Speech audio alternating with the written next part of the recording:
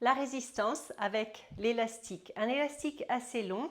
Alors là, je l'ai placé sous mes genoux et je le tiens avec un bras de l'autre côté. On va commencer par cet exercice. Donc, on agrippe l'élastique. On inspire et à l'expire, on relève le bras en évitant toute rotation ou flexion thoracique. Et on relève. Et quand le bras redescend, on résiste. Donc, on ne laisse pas l'élastique nous ramener. Ramener le bras vers le bas. On résiste. Et encore un. Et on revient tout doucement en résistant. Ici, on va changer de main. Donc, je prends l'élastique de l'autre côté.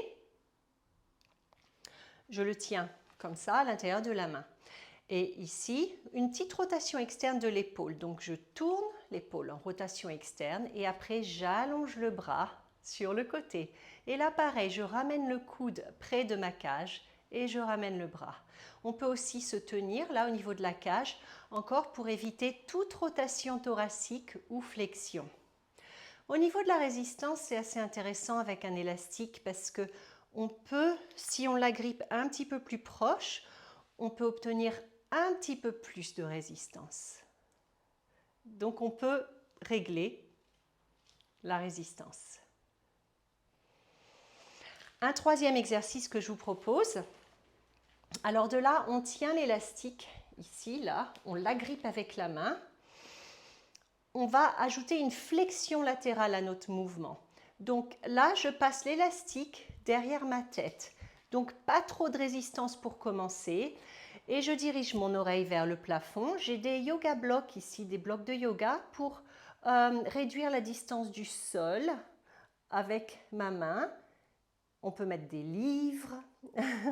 En flexion latérale, une fois ici, je vais allonger le bras vers le plafond et je replie le coude. Donc c'est qu'au niveau du coude que ça se passe. Et j'évite des rotations ou d'autres mouvements au niveau du buste. J'inspire et à l'expire, je tends le bras et je résiste le retour. Je ne laisse pas l'élastique me ramener. Et je me redresse tout doucement. Je ramène le coude vers la cage. Et je prends une petite pause ici. Je secoue les bras avant de faire l'autre côté.